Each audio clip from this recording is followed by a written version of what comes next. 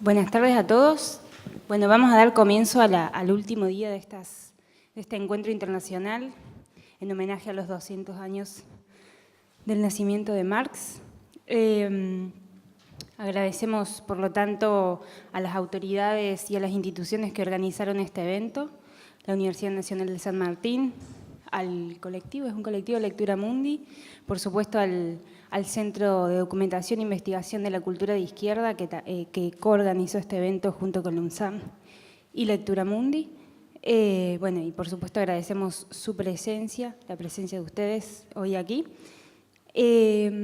Bueno, ahora nos va a dar esta conferencia el doctor Horacio Tarcus, que es, bueno, no necesita mucha presentación, ¿no? Pero brevemente podríamos decir, es doctor en Historia por la Universidad Nacional de La Plata, es investigador principal del CONICET y, bueno, él es especialista en Historia Social e Intelectual de las Izquierdas Argentinas y Latinoamericanas.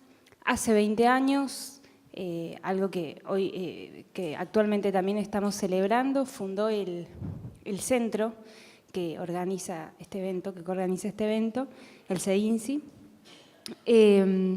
y por esa labor, bueno, recibió numerosos premios, becas y menciones. También, bueno, podríamos decir así brevemente que hace un tiempo fue subdirector de la Biblioteca Nacional y actualmente continúa siendo el director del CEINSI.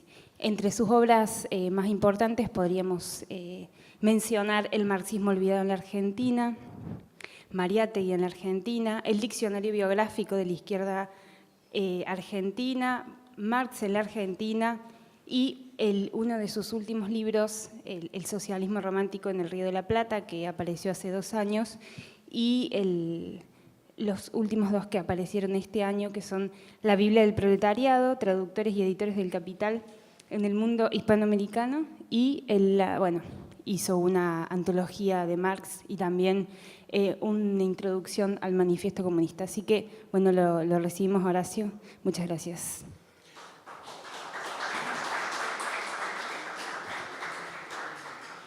Bueno, muchas gracias. Gracias por la presentación, por la presencia. Bienvenidos una vez más a estas jornadas intensas. Yo me propuse traer hoy este texto que llamé El difícil encuentro entre la humanidad doliente y la humanidad pensante, el joven Marx, los artesanos comunistas y la producción del manifiesto. ¿Por qué hablo de humanidad doliente y pensante? Porque Marx, en una carta a Arnold Ruge de 1843, le dice expresamente: y cuanto más tiempo dejen los acontecimientos a la humanidad pensante para recapacitar y a la humanidad doliente para concentrarse, más acabado se presentará ante el mundo el producto que el presente lleva en sus entrañas. ¿Por qué escribí este texto? Este texto, que va a ser el primer capítulo de un libro que tengo en preparación, que va a salir el año próximo, que se llama El manifiesto comunista en América Latina, era en principio un estudio de difusión y recepción. Pero a la hora de contar el momento de la producción del manifiesto, no me satisfacían demasiado los relatos, al menos los disponibles en español, acerca de este encuentro entre la humanidad pensante y la humanidad doliente. Yo encontraba en los documentos un encuentro mucho más problemático, más complejo, más intrincado, resistencias de ambas partes, acuerdos y equilibrios que pronto se rompían, y en la literatura historiográfica que manejamos habitualmente, toda esta problematización aparecía casi naturalizada, resuelta de un modo bastante sencillo.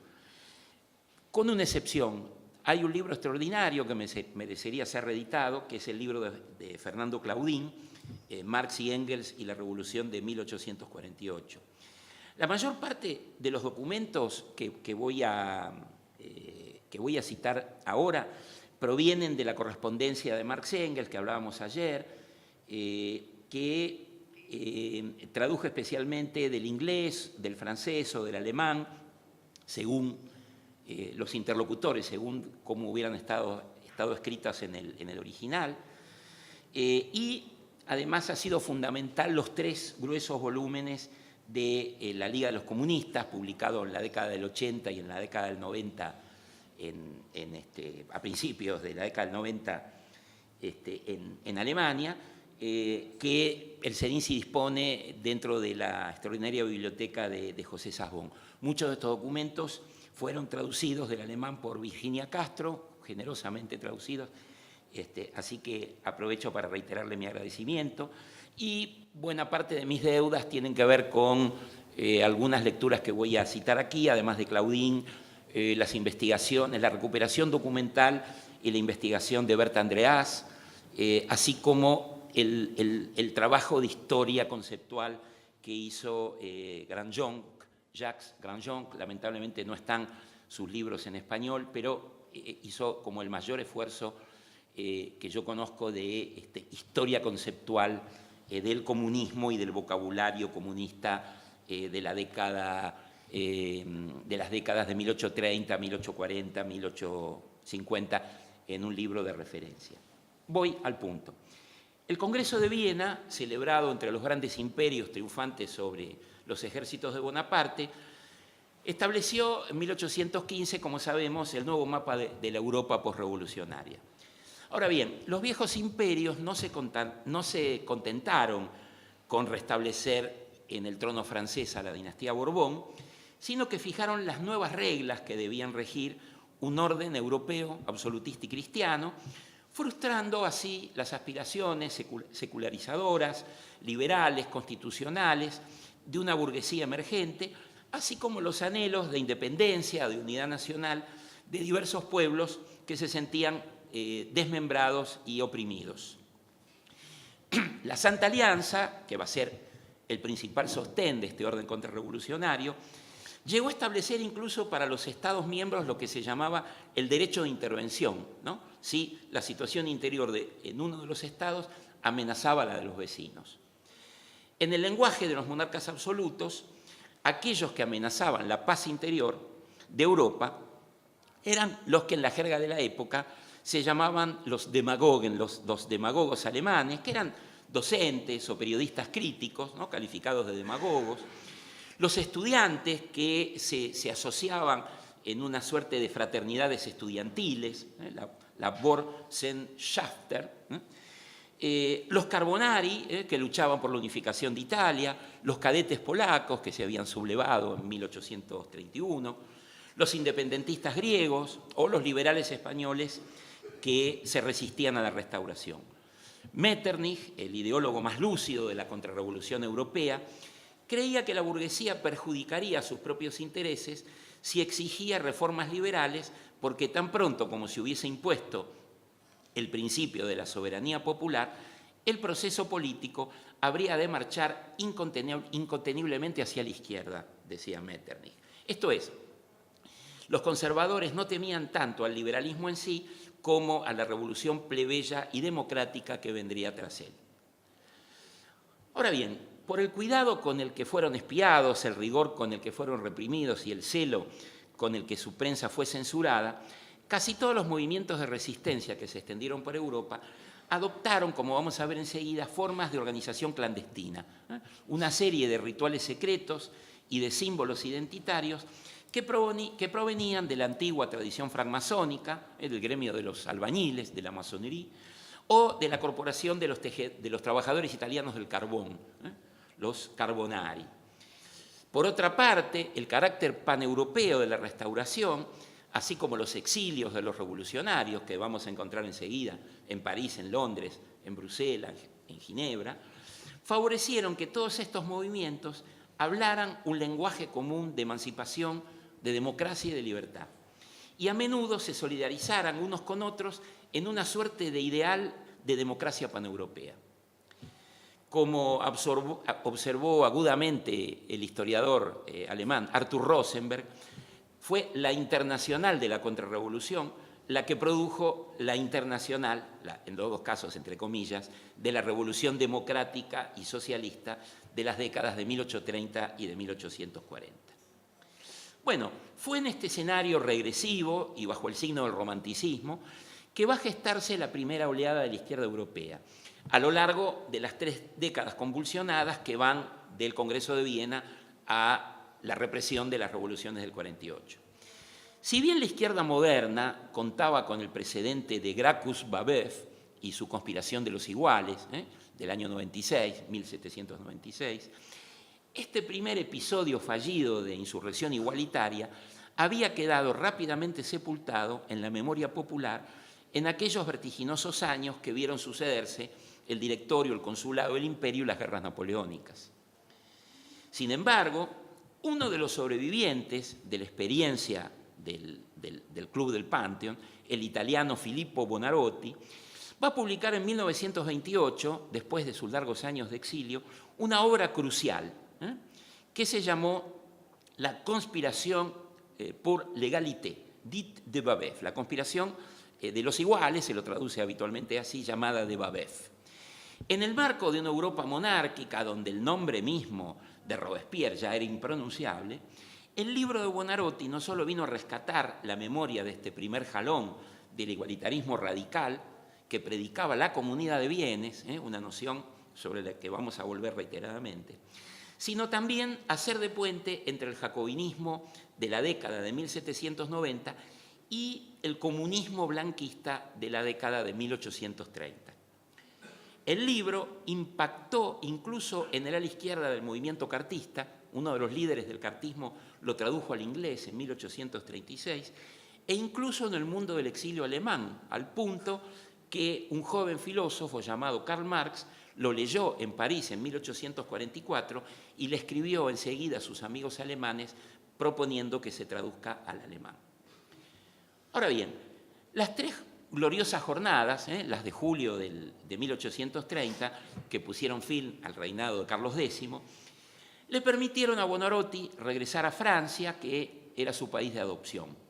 Y aunque se va a morir pobre y ciego, enseguida después, en 1837, el viejo revolucionario tuvo la fortuna de asistir de cerca a las insurrecciones parisinas del 32 y del 34, pudiendo transmitir su experiencia a una nueva generación de insurrectos. En 1830 no son pocos los republicanos descontentos con que la destitución de un monarca de la Casa de los Borbón se resolviese en la coronación de un monarca de los Orleans. En París, un grupo de republicanos radicales, el dramaturgo Arago, el abogado Blanqui, el médico Raspail, entre otros integrantes de la Charbonnerie francesa, resisten a Luis Felipe, al que lo llaman despectivamente, desde su asociación secreta, la Société des Amis du Peuple, la Sociedad de los Amigos del Pueblo, lo llaman el rey de las barricadas, porque asume gracias a las barricadas de 1830. Prohibida la sociedad por el ministro Guizot, después de la insurrección de junio del 32, e invocando el delito de asociación, los revolucionarios van a crear otro club neojacobino, la Société des Droits de l'Homme, la Sociedad de los Derechos del Hombre, a donde va a integrarse Buonarroti, apenas puede regresar a París, y además un joven estudiante que con apenas 20 años había capitaneado un batallón de la Guardia Nacional durante la Revolución de Julio, Armand Barbès, el gran compañero, el amigo enemigo de Blanqui. La nueva sociedad fue desmantelada luego de su participación en la fallida insurrección republicana de abril del 34, pero ni las condenas ni las cárceles arredran a Blanqui, a Barbès, empeñados en fundar sucesivamente nuevas asociaciones secretas, como la Société des Familles, la Sociedad de las Familias, enseguida después la Société des Saisons, la Sociedad de las Estaciones. ¿Por qué tenían estos nombres extraños? Porque estaban organizadas, eran sociedades secretas organizadas de modo piramidal, y el nombre de las células y los estratos intermedios tenían que ver con estos nombres. Por ejemplo, la Sociedad de las Estaciones estaba organizada en semanas. Una semana era una célula de 6 miembros, que tenía un jefe. Esas semanas a su vez se reunían de modo piramidal en meses, y los meses a su vez se reunían en estaciones, ¿no? Lo mismo con las familias, imagínense nombres muy semejantes. Su republicanismo jacobino, de raíz ilustrada, materialista y atea, va perfilando a lo largo de la década de 1830 un contenido cada vez más social, al mismo tiempo que sus sociedades van a ir adoptando un carácter cada vez más plebeyo y cada vez más artesanal, con el ingreso de los artesanos. Cuando la Sociedad de las Estaciones contaba con 1.500 miembros organizados secretamente, Barbès y Blanqui entendieron que estaban dadas las condiciones para llamar al pueblo francés a la insurrección. Y la convocaron para un 12 de mayo de 1839, en horas del mediodía, pero una sociedad secreta de estas características era perfectamente desconocida por el pueblo de París, que con la excepción de algunos centenares que se fueron sumando sobre la marcha, ese pueblo asistió estupefacto a su aplastamiento por las fuerzas de la Guardia Nacional. Barbès y Blanqui fueron condenados a la pena de muerte, que luego le fue conmutada por la de prisión perpetua, y el fracaso de la insurrección no solo significó la debacle de la Sociedad de las Estaciones, sino que también golpeó a una serie de pequeñas asociaciones de exiliados alemanes, suizos y polacos que tenían a la organización de Barbès y de Blanqui por modelo. Vamos entonces a esa humanidad doliente que busca una filosofía. Deberíamos comenzar señalando que la historia del movimiento obrero alemán en buena medida comienza por fuera del propio territorio de Alemania, de la actual Alemania. Las condiciones de vigilancia, control, censura y persecución que impuso Federico Guillermo III primero y que con mano férrea y obsesión paranoica continuó su hijo Federico Guillermo IV, hicieron que a la emigración provocada por la crisis rural y urbana se sumara una extendida red de exilio político. Y si cientos de miles de migrantes alemanes, millones incluso, pusieron proa hacia los Estados Unidos, atraídos por el American Dream, algunos miles de exiliados escogieron destinos más cercanos como Francia, Bélgica, Suiza e Inglaterra. Estimulados por los sucesos de la Revolución de Julio, muchos escritores, docentes y periodistas, perseguidos como demagogos, así como los incontables miembros de las fraternidades estudiantiles, estas Burschenschafer, perdónenme mi terrible pronunciación del alemán, fueron constituyendo en la década de 1830 una serie de asociaciones alemanas en el exilio, como la Liga de los Proscriptos, que se estableció en París en 1834. A lo largo de la década fueron sumándose a estas asociaciones, como decíamos recién, contingentes de artesanos alemanes, sobre todo sastres, ebanistas, curtidores, peleteros, zapateros, tipógrafos, algunos simples migrantes que buscaban nuevos destinos y otros verdaderamente exiliados políticos. La presencia de los artesanos les fue imprimiendo un carácter social al programa político, al programa, digamos, democrático nacionalista, el programa de unidad nacional alemana, el programa de igualdad y solidaridad entre los hombres y los pueblos, propio de estas fraternidades como lo fue la Joven Alemania o ahora la Liga de los Proscriptos de la que venimos hablando. La Liga mantenía lazos fraternales con su par francesa, como decíamos recién, la Sociedad de los Derechos del Hombre, ¿no? Había sido fundada en 1834 por un demócrata llamado Jacob Wijnaldum, que era un ex miembro de las fraternidades estudiantiles secretas de la Universidad de Heidelberg. Constituida también como sociedad secreta, la Liga estaba estructurada en forma jerárquica en células que se denominaban Zelte, carpas, que se reunían en direcciones intermedias llamadas Hütten, chozas, que respondían a su vez a una autoridad central que bautizaron como Brennpunkt, algo así como, traduzco yo, punto focal. Sus miembros, que solo se conocían a través de seudónimos, debiendo guardar el secreto de sus nombres, el secreto inclusive de los nombres de estas formas de organización, se incorporaban a la Liga a través de un rito de iniciación que incluía un juramento solemne. La violación del juramento implicaba no solamente la deshonra, sino que la traición era castigada con la muerte. Viniday editó en la capital francesa la revista El Proscripto, del Gestete, ¿no? Mensuario que servía de órgano oficioso a la Liga Secreta. Señalemos simplemente de esta revista que en el primer número, un dramaturgo, Ludwig Verne, le consagraba un artículo, un libro que había generado un gran impacto en toda esta generación romántica. Las palabras de un creyente, del abate Lamennais. Interpelando al pueblo trabajador y miserable, el cura anunciaba en sus páginas el inminente advenimiento de la redención humana, inmediatamente antes de las revoluciones del 48, lo que lo va a convertir al cura Lamennais en una de las grandes figuras de esto que Benichou llamó el tiempo de los profetas. Bueno, Viniday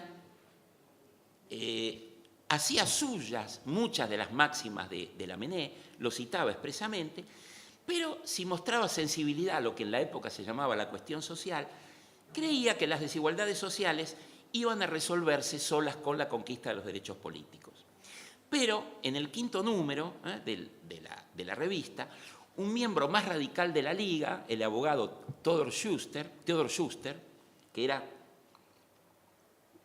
un lector de Sismondi y de los socialistas franceses, inició un debate con Viniday. Schuster sostenía que la revolución que se avecinaba no tendría que ser meramente política, sino también social, y que tenía que estar conducida por aquellos que más necesitaban de una transformación radical, ¿no? Que él denomina los trabajadores. Además, el Estado de la futura sociedad debía establecer políticas de organización del trabajo, ¿no? Apuntando a algo que también va a aparecer en forma simultánea en los textos de Louis Blanc y de los talleres del trabajo después de la Revolución. Bueno, de modo que el ala más radical y más plebeya de la Liga, en parte disconforme con el carácter jerárquico que los profesionales y los intelectuales habían establecido en la organización, encontró en esta defensa del socialismo por parte de Schuster, sin un programa, al menos una justificación para organizarse en forma separada. Los artesanos, una antigua clase a la que el desarrollo del capitalismo venía empujando a la proletarización, tenían en claro que una mera revolución política no vendría a solucionar su situación.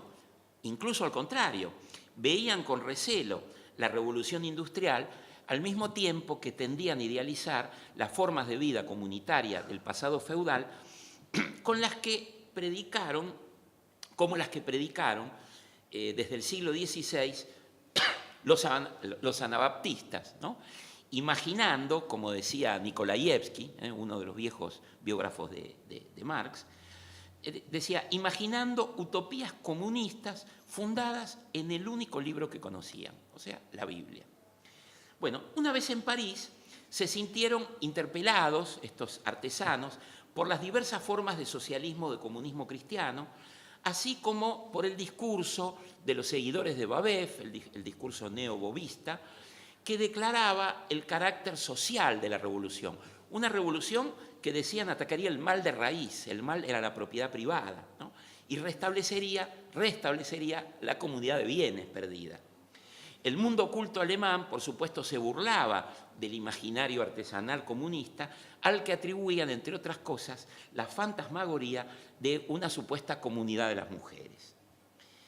Fue en este clima de recelo y de mutua desconfianza entre intelectuales y artesanos, ahora voy a explicar por qué hablo de intelectuales mucho antes de que este término apareciera en el vocabulario político, pero lo dejo en suspenso. Digo, en este clima de recelo y desconfianza entre intelectuales y artesanos, estos últimos buscaron preservar sus valores igualitarios y su autonomía organizativa. De modo que crearon, en el invierno del 1836-37, la que conocemos como la Liga de los Justos. llamada así justamente porque la comunidad de bienes era una reivindicación justa, derivada del principio de igualdad entre los hombres, ¿no?, del cual la Liga iba a extraer su divisa: todos los hombres son hermanos.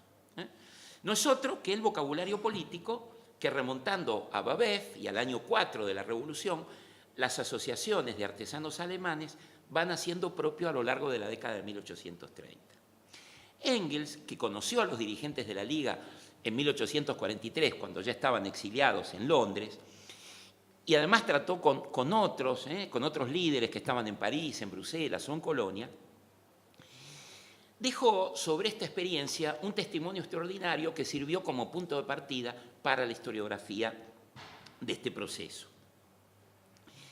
Engels dice, lo voy a citar: al principio era un brote alemán del comunismo obrero francés, que se iba plasmando por aquella misma época en París y estaba vinculado a las tradiciones del bauvismo, de Babeuf. La comunidad de bienes se postulaba como corolario obligado de la igualdad. Los fines eran los de las sociedades secretas de París en aquella época. Era una sociedad mitad propaganda, mitad conspiración, dice Engels, aunque ello no excluía ni mucho menos, si la ocasión se presentaba, la preparación de intentonas en Alemania, aunque siempre se consideraba a París como el centro de la acción revolucionaria. Bueno, la Liga de los Justos efectivamente se va a dar una organización semejante a la de estas organizaciones secretas francesas, italianas. Se conservan los estatutos, su célula se llamaba Gemeine, o sea, comuna, estaba compuesta entre 5 y 10 hermanos, que elegían un presidente y un tesorero, y a su vez la reunión de 5 a 10 comunas constituía una región, Gau, cuya presidencia se establecía con los dirigentes, los presidentes de cada una de las comunas. Como esta asociación no tenía un carácter nacional, sino que estaba dispersa en varios países, la autoridad central, que se llamaba Salón del Pueblo, Volkshalle, era elegida por las presidencias de la región a donde la Liga tuviera su sede, ¿no?, que primero fue París y después fue Londres. Los miembros tenían que usar un seudónimo. La ubicación del local solo se revelaba después del juramento de iniciación, así como el nombre incluso de los órganos, que hasta el momento de la iniciación eran secretos. A pesar de su carácter secreto, la Liga había realizado un esfuerzo de democratización respecto a los proscriptos, ¿no? Por ejemplo, las autoridades se elegían cada año, cada mayo, los cargos eran revocables en todo momento por la base, los miembros se tuteaban, que no era algo común en la época, y se llamaban hermanos entre sí, y podían cada uno de los miembros proponer modificaciones incluso de los estatutos. Uno de los miembros destacados de la Liga, que estaba en esta autoridad central, era Karl Schapper, un antiguo miembro de las fraternidades estudiantiles, que había formado parte de la joven Alemania, y después de la Liga de los Proscriptos, que se ganaba la vida en estos años en París como tipógrafo. Era lo que Max Weber hubiera llamado un intelectual proletaroide, ¿no? Un intelectual en parte autodidacta, que dejó sus estudios por el exilio, que trabajaba como artesano, pero esos artesanos cultos que sabían leer, que escribían, que leían, que tenían un gran afán de conocimiento. Dado que la Liga se proponía crecer, a donde hubiera artesanos alemanes, cada miembro tenía que conseguir nuevos adeptos que cuando alcanzaran el número de 5 constituían una nueva comuna, una nueva célula, diríamos nosotros. El viaje o la instalación de un hermano en una nueva ciudad era una oportunidad para extender la red. Y como se trataba de una verdadera secta cargada de simbolismos, los iniciados eran sometidos a un rito de pasaje que consistía en un juego de preguntas y respuestas que, remedando el catecismo cristiano, el catecúmeno coronaba con un juramento solemne. Juro por mi honra guardar el secreto sobre la composición de la Liga y estar dispuesto al sacrificio en aras de sus elevados fines. Que la infamia y la muerte me alcancen si yo faltare a mi palabra, dice el juramento. Me detengo en este punto porque este sistema de preguntas y el sistema de catecismo tiene que ver con el texto que redacta Engels y que Marx tiene a la vista, como todos sabemos, cuando cambia el género y redacta el manifiesto, que tiene un formato totalmente distinto al de los viejos catecismos comunistas, que eran un género muy extendido. La identidad colectiva no solo estaba asegurada por estos ritos y ceremonias, sino también por un saber esotérico propio de la sociedad secreta, como los que analiza Koselleck. Sin embargo, cuando se trataba de ganar nuevos adeptos, ese saber privativo de los iniciados tenía que devenir exotérico, o sea, revelado a los iniciados, aunque de modo gradual. De modo que la Liga fue añadiendo progresivamente a su actividad conspirativa una labor incipiente de elaboración doctrinaria y de propaganda.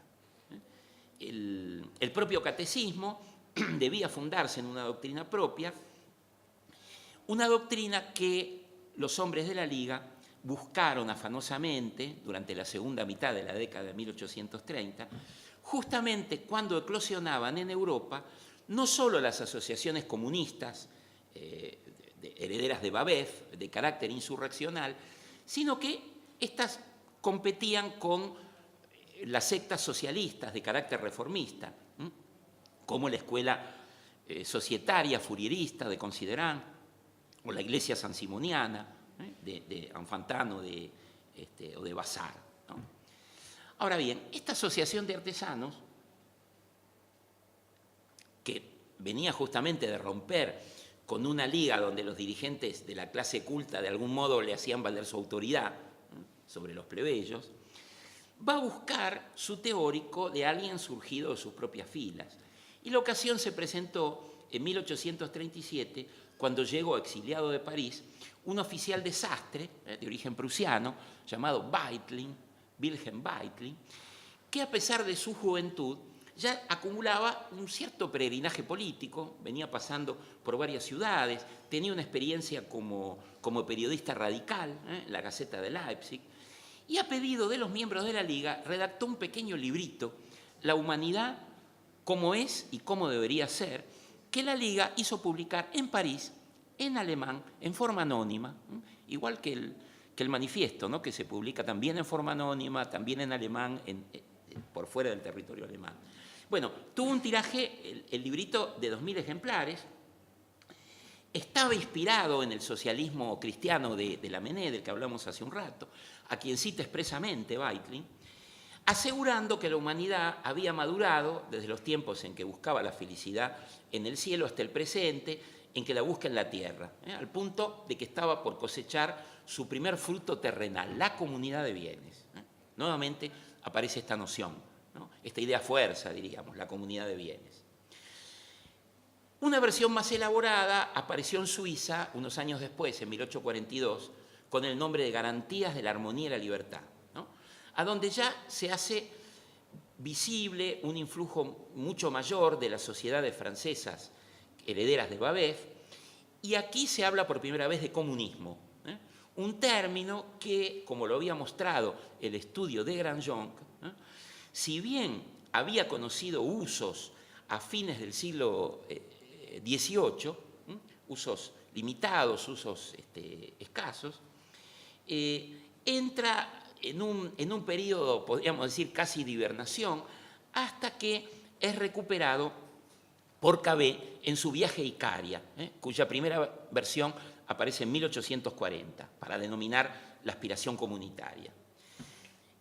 En este segundo libro retoma Weitling su crítica a la propiedad privada, esbozando un orden comunista a donde el dinero ha sido abolido, el derecho a la herencia fue suprimido, el comercio era limitado a un escaso excedente económico y el trabajo retribuido igualitariamente entre varones y mujeres, aprendices y maestros, conforme la cantidad de horas desempeñadas, a cada uno según sus fuerzas. La sociedad es reorganizada en forma federativa y piramidal, en familias, asociaciones de familias, distritos y en la cima un congreso de la federación. En suma, una suerte de orden idílico regido por lo que llamaba una comunidad del trabajo y de bienes, para cuya realización sería imprescindible, una idea que viene de Babeuf, una auténtica revolución social, no política, sino una revolución social. Con esta obra, el sastre de Magdeburgo no le iba a la saga de otro obrero autodidacta, el tipógrafo Proudhon, al punto tal que ese joven filósofo alemán que citábamos hace un rato, llamado Karl Marx, cuando estaba exiliado en París, iba a vislumbrar en Weitlin el brillante comienzo por el cual el proletariado alemán iría a convertirse en teórico del proletariado europeo. Bueno, la adopción de las formas de organización y del vocabulario mismo del blanquismo por parte de la Liga es evidente. Sin embargo, diversos historiadores contemporáneos pusieron reparos a la conclusión engelsiana, repetida en buena medida por la historiografía socialista y comunista durante un siglo, según la cual por aquel entonces la Liga no era, de hecho, más que una rama alemana de las sociedades secretas francesas y sobre todo de la Sociedad de las Estaciones, ¿no? Dice Engels. Berta Andreas habla de probables implicaciones, más o menos accidentales, entre la Liga y la insurrección, y Grandjonc es mucho más tajante, sostiene terminantemente, dice, lo cito textualmente, tras un estudio cuidadoso de los documentos del proceso que siguieron a los insurrectos, que no existió tal participación de la Liga en el levantamiento de mayo. Del mismo modo, concluye que la Liga de los Justos en modo alguno podía ser considerada como una rama de la Sociedad de las Estaciones. Como fuere, la represión que siguió al fracaso de la insurrección afectó la vida de todas las organizaciones secretas. Schapper y otros artesanos de la Liga fueron detenidos como sospechosos, cayendo inclusive en manos de la policía documentos secretos. Si bien fueron liberados por falta de mérito, Schapper y otros fueron deportados a Inglaterra. Una vez en Londres, se encontró con otro compañero de militancia parisina, el relojero Joseph Moll, y juntos emprendieron una reorganización de la sección, londinense de la Liga, junto con otros artesanos alemanes que llegaban de la propia Alemania o eran expulsados de París o de otras ciudades. Paralelamente, Weitlin partía a Suiza en campaña proselitista, la primavera del 41, pero llega a París una figura que es el médico Hermann Eberbeck, que va a jugar un rol clave como de mediador entre el comunismo francés y la filosofía alemana. ¿Por qué? Porque traducía trabajos de Cabet al alemán y traducía Feuerbach al francés. Y además daba cursos semiclandestinos a los artesanos alemanes de París, introduciéndolos en la filosofía atea joven hegeliana, que de algún modo chocaba con el credo comunista igualitario de Weitlin. Weitlin, por su parte, va tomando contacto con las diversas sociedades de artesanos a lo largo de su travesía proselitista, por Suiza, por Alemania. Es encarcelado en Zúrich durante 10 meses, de modo que se tiene que exiliar en Inglaterra. Llegó a Londres en 1844 y se acogió a la sección inglesa de la Liga de los Justos. A poco de llegar, la Liga le brindó al peregrino una manifestación grandiosa, probablemente la primera manifestación internacional en Londres, donde además de los exiliados participaron comunistas franceses y los owenistas ingleses, ¿no? Los partidarios de Robert Owen. Sin embargo, en los meses sucesivos, el sastre comunista no va a tardar en advertir que no iba a encontrar en los medios británicos la acogida que había encontrado previamente en Francia y en Suiza. ¿Por qué? Porque en apenas un lustro, la ideología de los artesanos alemanes exiliados en Londres había sufrido una metamorfosis significativa. Además, como lo había señalado también Engels, los exiliados alemanes se vieron favorecidos en Londres por una libertad de reunión y de asociación desconocida en Alemania e incluso en Francia. El nuevo espacio desestimulaba las prácticas secretas, conspirativas y sectarias, al mismo tiempo que favorecía la acción política de los comunistas a la luz del día como ala radical de un movimiento democrático más amplio, como enseguida va a aparecer teorizado en el manifiesto. De modo que además de su actividad clandestina, estos artesanos alemanes, empiezan a fundar o a participar asociaciones de carácter público. Por ejemplo, en 1840 la Asociación Educativa de Trabajadores Alemanes, al año siguiente la Sociedad Democrática Alemana, en 1845 los Hermanos Democráticos de todas las Naciones, y poco después los Fraternal Democrats, ¿no? los demócratas, los hermanos demócratas, los demócratas fraternales, como se lo quiera traducir. Esta asociación educativa era un espacio de socialización y de autoeducación, una suerte de bibliotecas populares o de casas del pueblo a la letra, ¿no? Bueno, por otra parte, los exiliados alemanes tuvieron la fortuna de asistir, casi desde su nacimiento, a la primera gran experiencia democrática y popular del movimiento obrero moderno, el cartismo inglés, ¿no? O sea, fueron testigos privilegiados de un conjunto de prácticas que desconocían en absoluto: la petición al Parlamento, la huelga general, el reclamo de los derechos políticos, ¿no? Fueron lectores de la prensa cartista, que en el momento en que la dirige Harney, el amigo de Engels, adquiere un carácter más radical e internacionalista, ¿no? Hay diversos testimonios que hablan de la lectura de esta prensa e incluso de su colaboración en la prensa, ¿no? Entonces, como dice el propio Engels, a desplazarse el centro de gravedad de París a Londres, la Liga, que era una organización alemana, se va convirtiendo poco a poco en una organización internacional, y esto también nos aproxima a la idea del 48 y del manifiesto, que es a donde queremos llegar.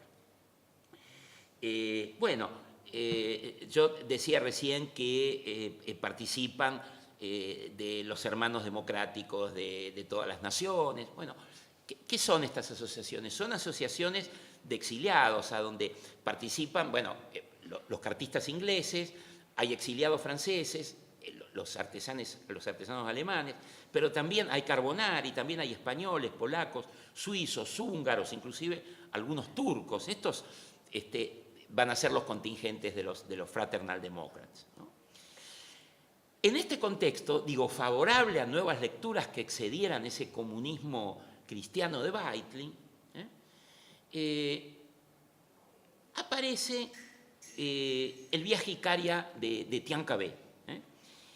Según una serie de documentos publicados en estos 3 tomos de los que yo hablaba al principio,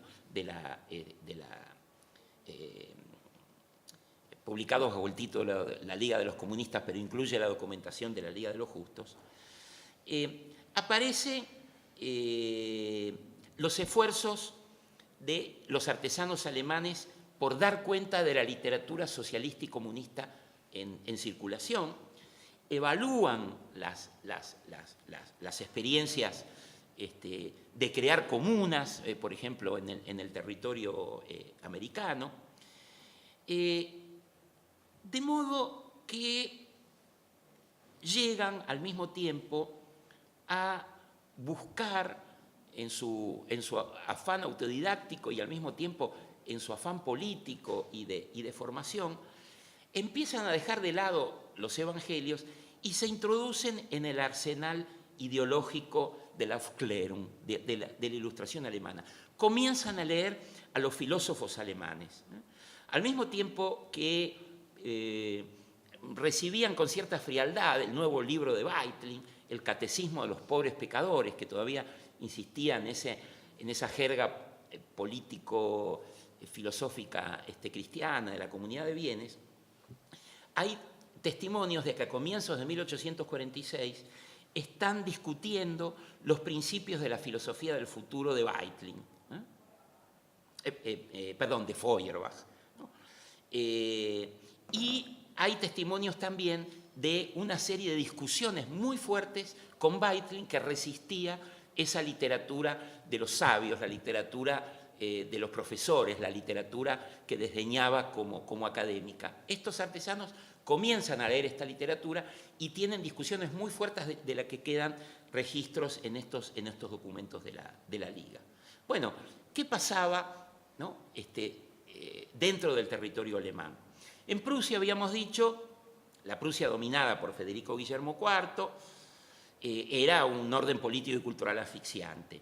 Entre los grupos de descontentos, sabemos, ya se ha hablado ayer y en otras oportunidades, que existe el llamado Doctor Club, el Club de los Doctores, o los jóvenes hegelianos, un grupo que se había consagrado a los estudios de crítica bíblica y de crítica teológica desde perspectivas antiabsolutistas, en un arco político muy amplio que iba desde posturas más liberales, ¿no?, para decirlo rápidamente, como la de los hermanos Bauer, posturas más democráticos radicales, como las de Feuerbach y Rüge, y en algunos casos se aproximaban a un cierto comunismo filosófico, ¿no?, de carácter humanista, como en el caso de Hess, se ha hablado ayer de Hess, el caso del joven Engels, y finalmente Marx. ¿Por qué finalmente? Porque entre 1843 y 1845 Marx va a lidiar con la literatura comunista en un proceso que lo lleva, podríamos decir rápidamente, del rechazo a la aceptación. Pero como vamos a ver enseguida, este proceso tiene poco que ver con el sentido pasivo que la noción de aceptación sugiere. Marx va a hacer suyo el comunismo al precio de una sustancial reformulación del concepto. Yo decía recién, tiene que lidiar con el comunismo. ¿Por qué lidiar? Bueno, porque el joven Marx se vio obligado a responder la acusación de comunista incluso antes de saber de qué se trataba el asunto. En abril de 1843, él había iniciado una serie de colaboraciones en la Gaceta Renana, un diario de Colonia, un diario liberal de Colonia, que van a adquirir resonancia inmediata. Fue convocado a Colonia para asumir la jefatura de redacción de la Gaceta, y ahí se encontró con que un diario conservador, el Allgemeine Zeitung, acusaba la publicación de coquetear con el comunismo, ¿no?, por unos artículos que había publicado justamente Hess y Mivisen, un industrial comunista muy curioso de la época. Bueno, Marx entonces tuvo que introducirse a la fuerza a las ideas saint-simonianas, socialistas y comunistas, sin atribuirles todavía demasiada importancia. Cuando responde al Allgemeine, Marx se limitó a ironizar sobre la liviandad con que este periódico despachaba una cuestión que Marx dice incumbía no solamente a las cunas de dicha teoría, o sea, Francia e Inglaterra, sino, dice Marx, que revestía importancia europea. En este trabajo es donde cita por primera vez a Fourier, a Leroux, a Pierre Leroux, a Considerant, y elogia inclusive lo que llama el agudo libro de Proudhon, ¿no? Se refiere al famoso libro sobre la propiedad. Y anuncia Marx que se propone someter estas ideas a una crítica a fondo. Pero como sabemos, los accionistas de la Gaceta Renana cedían sin mayor resistencia a las presiones de la censura, incluso a las protestas del mismísimo zar de Rusia, y Marx decide renunciar a este trabajo y a través de una correspondencia cruzada con Rüge, con Feuerbach y con el ruso Bakunin, perfila el proyecto de una nueva revista. En este extraordinario cruce filosófico-político, Marx mantiene su interés y al mismo tiempo su distancia respecto de las recientes doctrinas comunistas. Todavía no conoce personalmente a Weitling, pero lo ha leído. Ya ha leído El viaje a Icaria de Cabé, ha leído El código de la comunidad de Bessamí. El comunismo, le dice en carta a su amigo Rüge, y no me refiero a cualquier comunismo imaginario y posible, sino al comunismo realmente existente, tal como lo profesan Cabé, Bessamí, Weitling, no es otra cosa, dice Marx, que una abstracción dogmática, una manifestación unilateral del principio humanista, que, contaminada por su antítesis era la propiedad privada, creía resolver la emancipación humana estableciendo meramente la comunidad de bienes. O sea, no es superación, sino que es mera antítesis. Y si el comunismo realmente existente era el dogma de la propiedad colectiva, Marx no era partidario, según dice en esta correspondencia, de que la revista plantara una nueva bandera dogmática. Por el contrario, dice Marx, debemos ayudar a los dogmáticos a ver claro en sus tesis. Lejos, pues, de ofrecer, como el viaje a Icaria, un sistema ideal cerrado y exterior a las luchas cotidianas, el nuevo proyecto debía mostrar cómo la emancipación humana se desenvolvería de modo inmanente a partir de las luchas políticas reales. Escribe Marx, no compareceremos pues ante el mundo en actitud doctrinaria, con un nuevo principio, he aquí la verdad, arrodillaos ante ella. Desarrollaremos ante el mundo, a base de los principios del mundo, los nuevos principios. No le diremos desiste de tus luchas, que son cosa necia. Nosotros nos encargaremos de gritarle la verdadera consigna de lucha. La revista, que apareció finalmente en París, como ustedes saben, con el nombre de Anales Franco-Alemanes, invierno de 1844, incluyó estos dos artículos de Marx, al que se refirió Miguel Candiotti ayer, la cuestión judía y la introducción a la crítica de la filosofía del derecho de Hegel, a donde se hablaba de modo filosófico indeterminado de una emancipación humana. Si bien se habla de una revolución radical, si bien se habla de un proletariado, esa emancipación humana era un estado donde se disuelven las clases sociales, desaparece la propiedad privada para permitir al proletariado, enajenado bajo el orden clasista de la propiedad, recuperar su ser genérico y devenir finalmente hombre, ¿no? Sin embargo, el término comunismo no aparece aquí, ni comunismo ni comunista. Apenas unos meses después, cuando Marx tome contacto con las sociedades obreras socialistas, con las comunas francesas de la Liga de los Justos y otras sociedades secretas de artesanos jacobino-comunistas, Marx va a determinar la emancipación humana en términos de socialismo, en julio de 1844, y finalmente en los manuscritos de 1845-46, en términos de comunismo.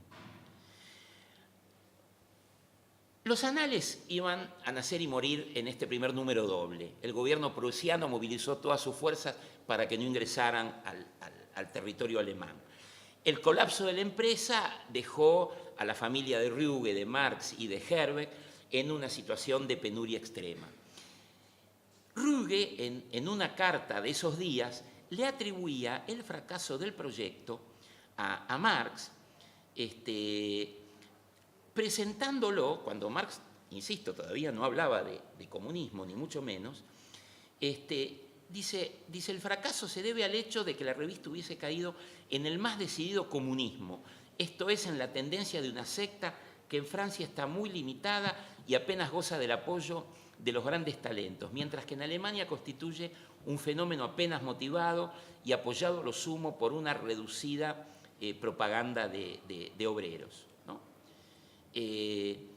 Dice, para peor, Marx, dice, Ruge está enojadísimo con Marx, dice, persona disociadora, sofista, cuyo talento había sobreestimado mucho, me manifestó que yo no podía colaborar, que él no podía colaborar por más tiempo conmigo, dado que yo solo era un político y él era un comunista, ¿no? Este es el testimonio de Ruge. O sea, por segunda vez lo acusan de comunista antes de haber él asumido el comunismo expresamente. Ruge lo que quiere significar es que mientras él continuaba apostando un amplio movimiento político republicano, ¿no?, que realizara la tan postergada unidad, modernización y laicización de Alemania, su antiguo socio y amigo se inclinaba por la revolución social, vislumbrando entre los atrasados miembros del artesanado una iniciativa de acción transformadora.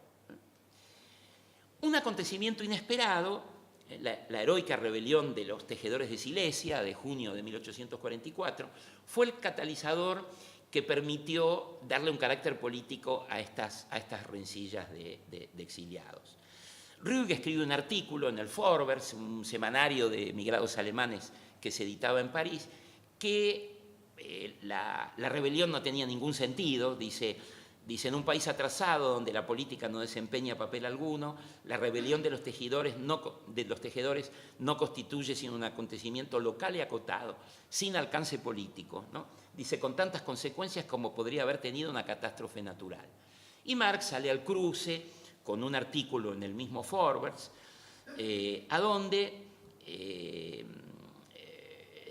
señalaba que el pauperismo que afectaba a los tejedores no era el resultado del atraso del aislamiento de Alemania, sino un efecto, dice Marx, de su irreversible inserción en el mercado internacional. El pauperismo, dice Marx, por otro lado, también se manifestaba en regiones de Francia e Inglaterra. Y por lo tanto, Marx quiso ver en la rebelión de los tejedores de Silesia el primer acto revolucionario del proletariado alemán, ¿no? Y aquí se abren los caminos. Como mostró Michael Loewy, la rebelión de los tejedores silesianos le va a permitir a Marx terminar de concebir al proletariado como sujeto pleno de la revolución. Porque si bien en los artículos de los anales, apenas medio año atrás, se anunciaba un proletariado revolucionario, el proletariado era concebido como el cuerpo de una cabeza que solo vendría a proporcionar la filosofía. O sea, a comienzos del 44, Marx todavía pensaba dentro del dualismo de los jóvenes hegelianos: teoría práctica, espíritu materia, activo pasivo, conciencia masa, cabeza cuerpo, filósofo pueblo.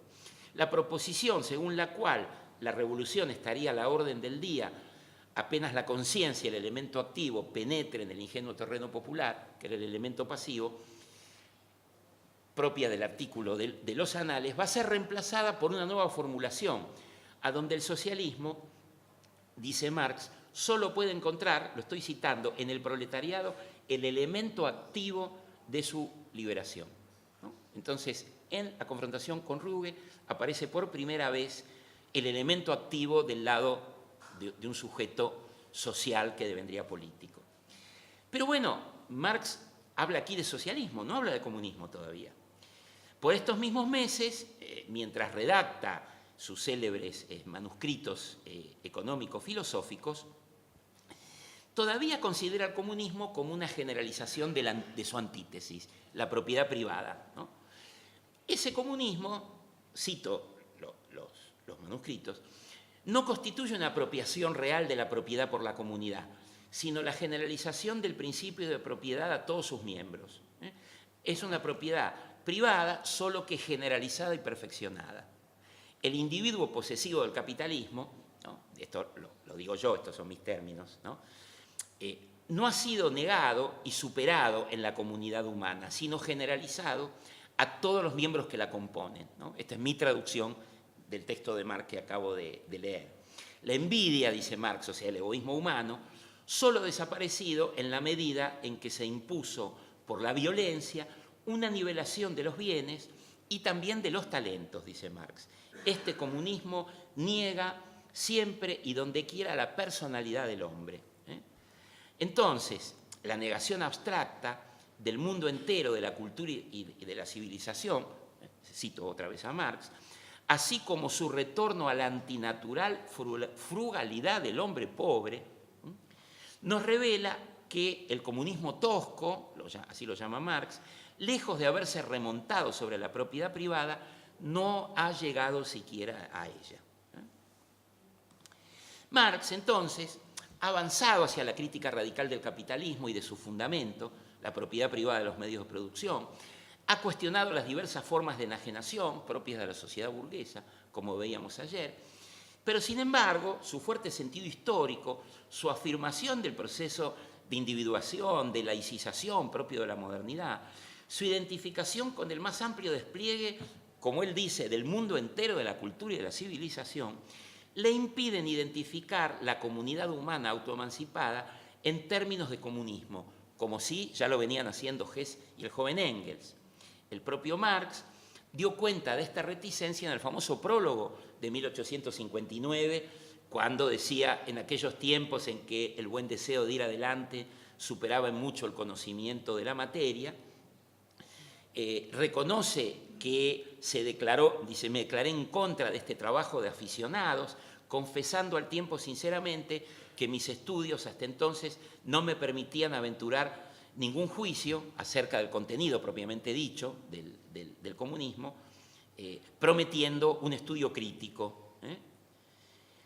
Es curioso que Marx hable en estos textos del comunismo siempre calificado, comunismo realmente existente, comunismo tosco, comunismo primitivo, ¿no? Este uso reiterado de calificativos permitirían pensar que Marx está reservando, ¿no? O que está trabajando en la reformulación de un comunismo que no fuera ni primitivo, ni tosco, ni realmente existente.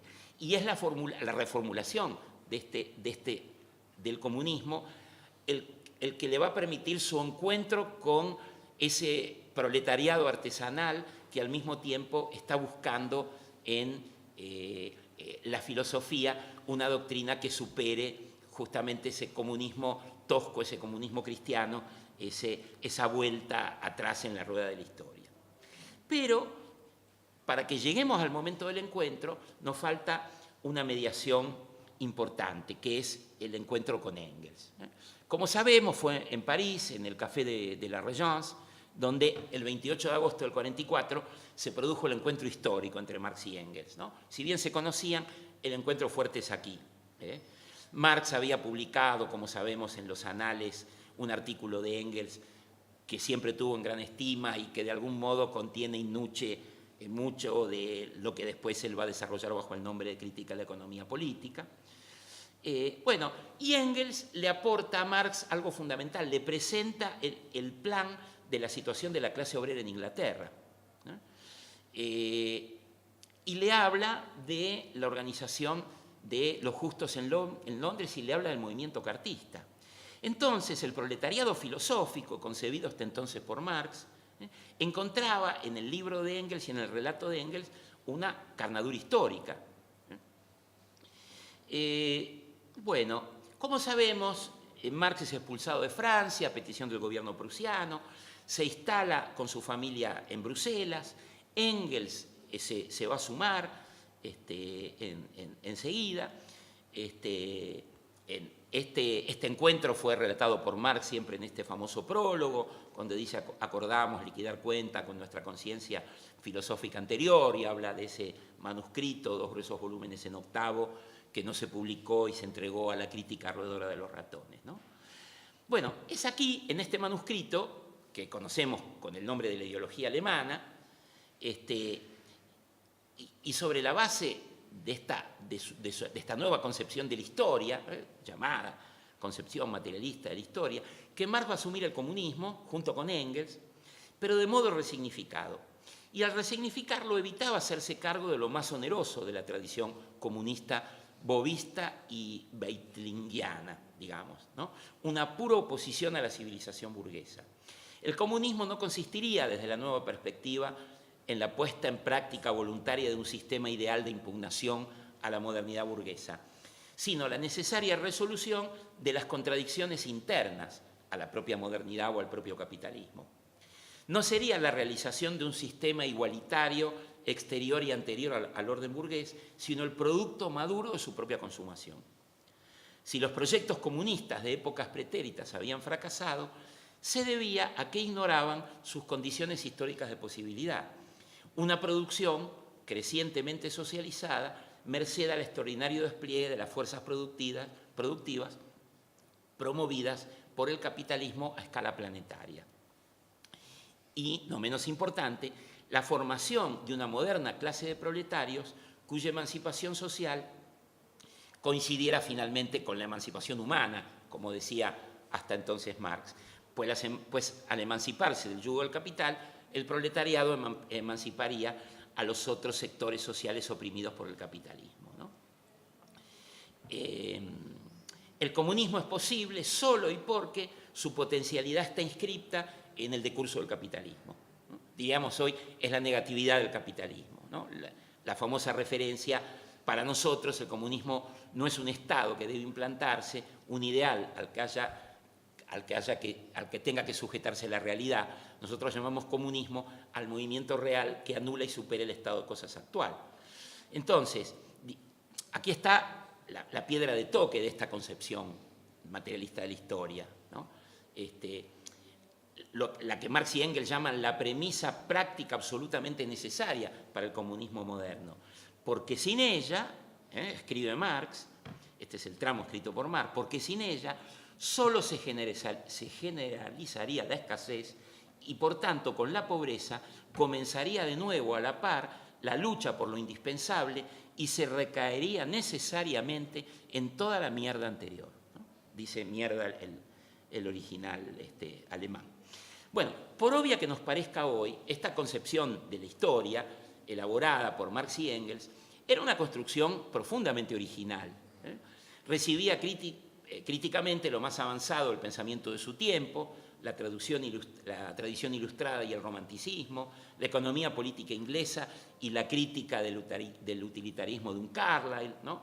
El socialismo y el comunismo franceses, la filosofía alemana, la historiografía francesa, en una síntesis teórica tan elaborada que cada una de las partes asimiladas es apenas reconocible. ¿Por qué? Marx y Engels hacían propia la tradición ilustrada, pero sometida a la crítica del historicismo romántico. Asumían en cierto modo el materialismo de Feuerbach, pero sin renunciar a la dialéctica histórica. Recuperaban en cierta medida el comunismo de Weitling, pero sin sacrificar el despliegue histórico de la modernidad. Asumían la acción política como Louis Blanc y los demócratas socialistas, pero sin renunciar a la aspiración revolucionaria de Blanqui. Para entonces, mediados de 1845, Marx y Engels se hallaban embarcados en el torbellino de la política, ¿no? Como decía Engels, no era nuestra intención comunicar al mundo erudito nuestros resultados, sino ganar para las nuevas ideas al proletariado europeo, empezando por el proletariado alemán. Aquí hacen este famoso viaje que Engels le propone a Marx, a Londres, a donde Marx conoce personalmente a los miembros de la Liga de los Justos, conoce a los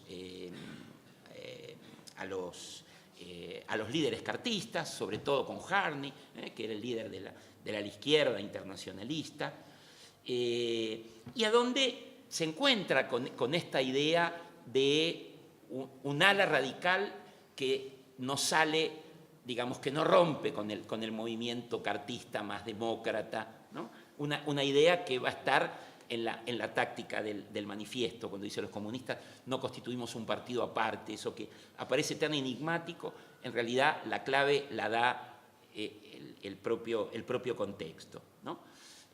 Bueno, aquí conocieron personalmente también a Weitling, pero llegan en este momento del que yo hablaba hace un rato, a donde los dirigentes de la Liga chocan crecientemente con Weitling. Empiezan a objetar estos métodos, estos llamados a la insurrección. El comunismo de Weitling empieza a ser objeto de crítica a partir de esta lectura de Feuerbach y de los jóvenes hegelianos. Y además acaba de aparecer, cuando llegan los dos amigos, en una imprenta de Leipzig, La situación de la clase obrera en Inglaterra, obra que seguramente impactó en estos viejos artesanos, ¿no? Como decía Mayer, el biógrafo de Engels, cuánto más interpelados se habrán sentido, ¿no? Entonces aquellos artesanos comunistas ante el cuadro histórico que ofrecía aquella obra, capaz de vincular la revolución industrial con sus condiciones materiales de vida, respecto de los lejanos proyectos experimentales de Cabet o las abstrusas invocaciones proféticas de un Weitling, ¿no? Ahora, de regreso a Bruselas, Marx y Engels se entregaron, además de la redacción de la ideología alemana, a ajustar cuentas con estas diversas corrientes que representaba Weitling dentro de la Liga, que representaba todavía Proudhon en Francia, Karl Grun, otro emigrado alemán, amigo de Proudhon.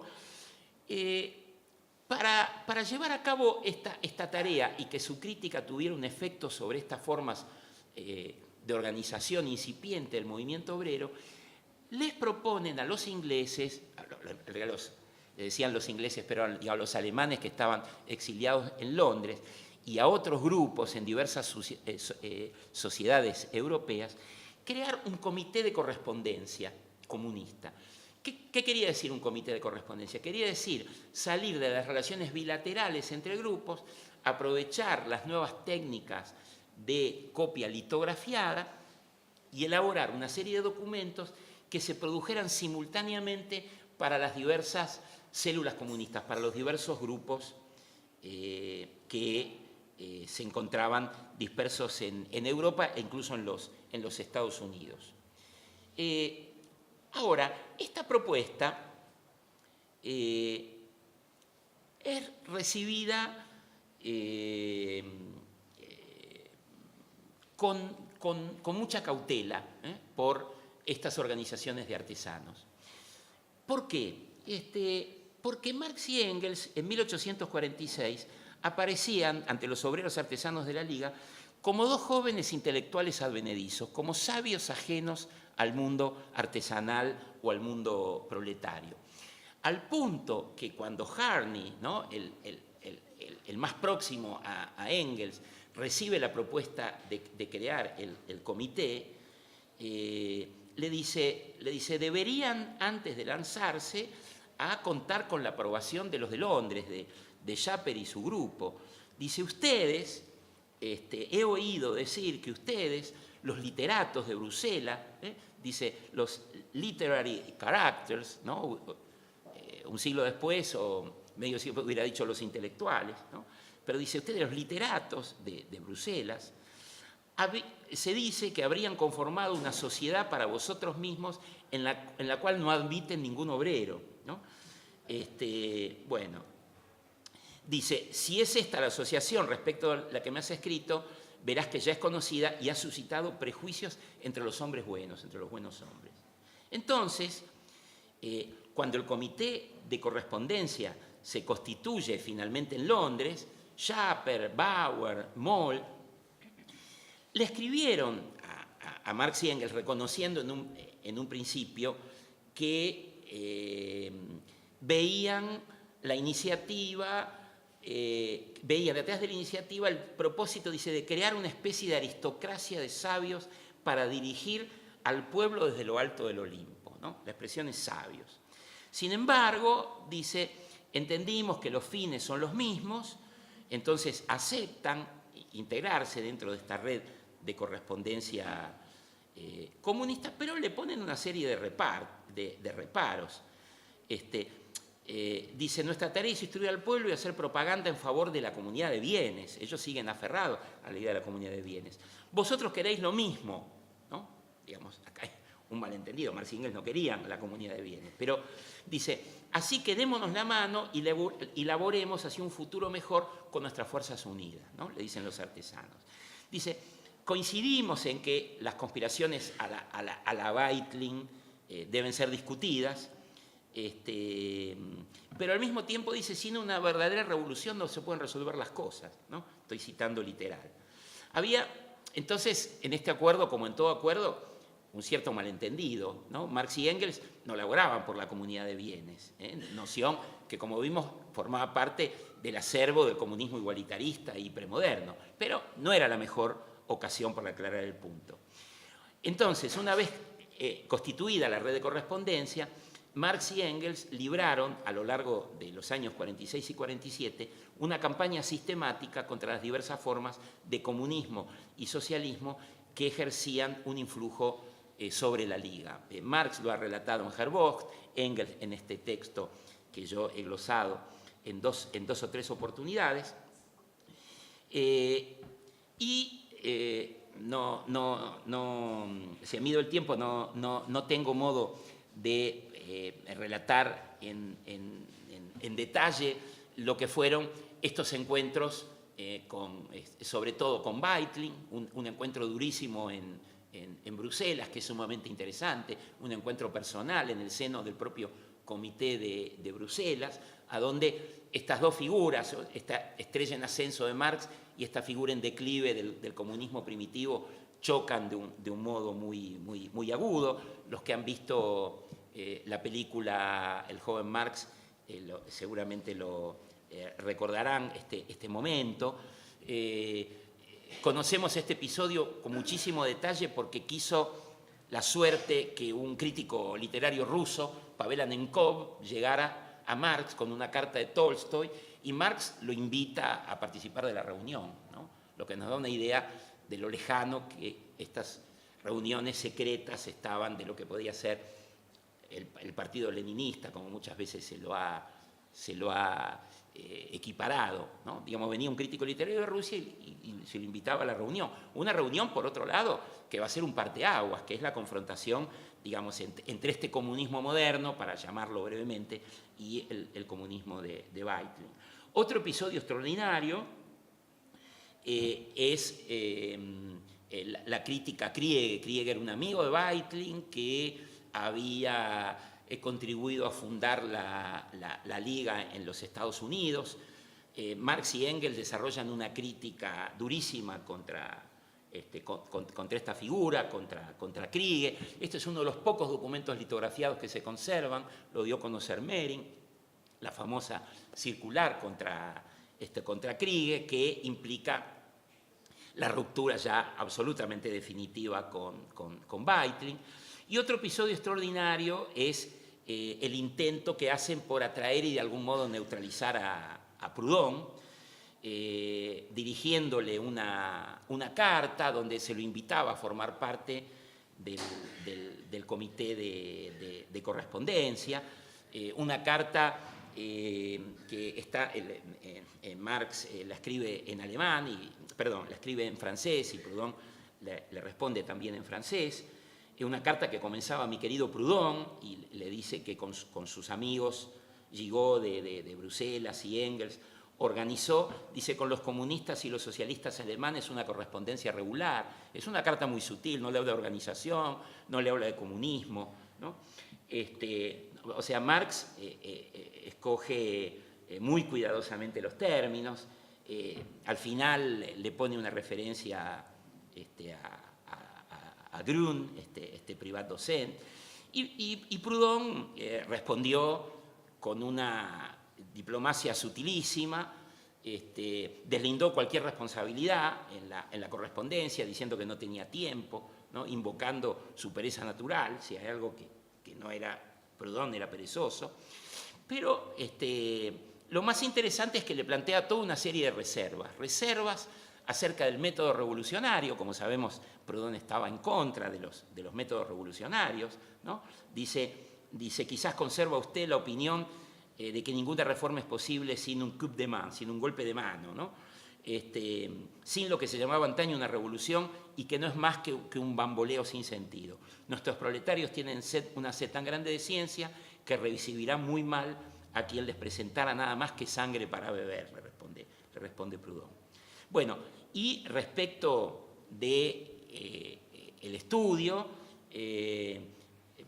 Proudhon responde con una ironía soberbia, dice: busquemos juntos, si usted quiere, las leyes de la sociedad, las formas en las que esas leyes se realizan, el proceso por el cual llegamos a descubrirlas. Pero por Dios, dice, después de haber derribado todos los dogmatismos a priori, no pensemos a nuestro turno en adoctrinar al pueblo, no caigamos en la contradicción de su compatriota Lutero, quien después de haber derribado la teología católica se consagró enseguida, con la ayuda de excomuniones y anatemas, a fundar una teología protestante.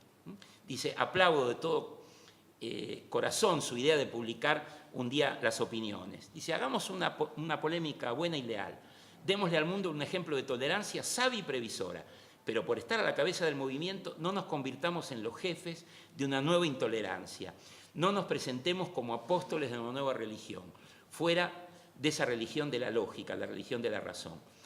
Recibamos, animemos todas las protestas, condenemos todas las exclusiones, todos los misticismos.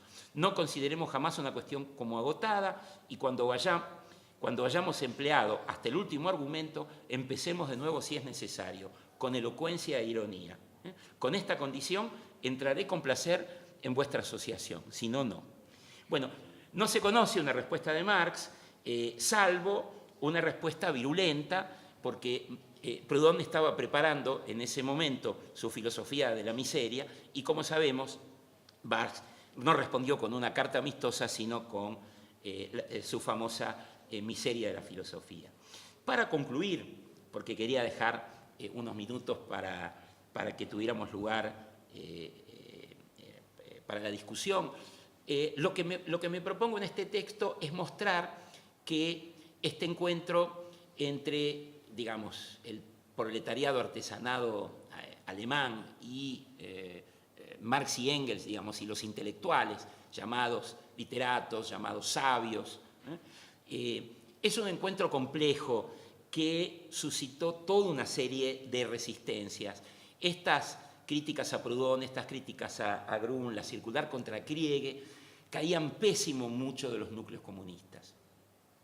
De modo que cuando los hombres de Londres llaman al primer congreso de la Liga, al que, como sabemos, asiste Engels, y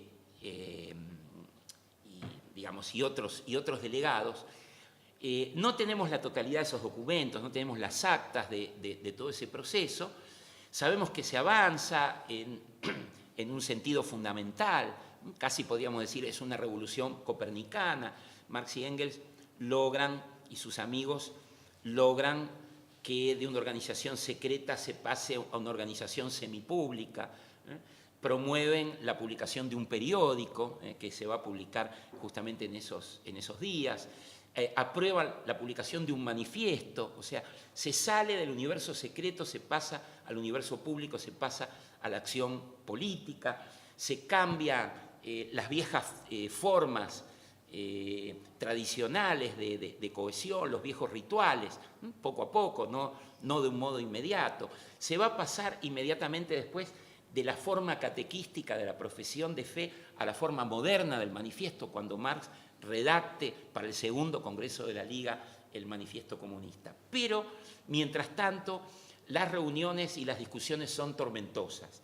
La literatura socialista y comunista, de algún modo, podríamos decir, ha sublimado los conflictos. A mí me interesaba mostrar la complejidad de este encuentro, lo sinuoso de este encuentro, a donde también tenemos una serie de testimonios que no tengo tiempo de leer en su exactitud ahora, pero sabemos que el segundo Congreso de la Liga, que concluye con la petición a Marx de redactar el manifiesto, fue un congreso a donde hubo muchísima discusión.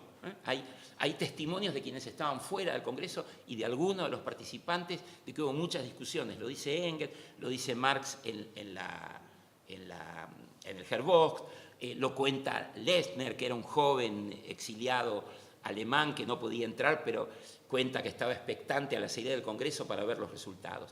¿Cuál era esta gran discusión? Esta gran discusión consistía en la tensión entre el comunismo primitivo de los artesanos de la comunidad de bienes. Los artesanos se resistían a abandonar esto que era un principio identitario y aceptar al mismo tiempo el comunismo moderno de Marx.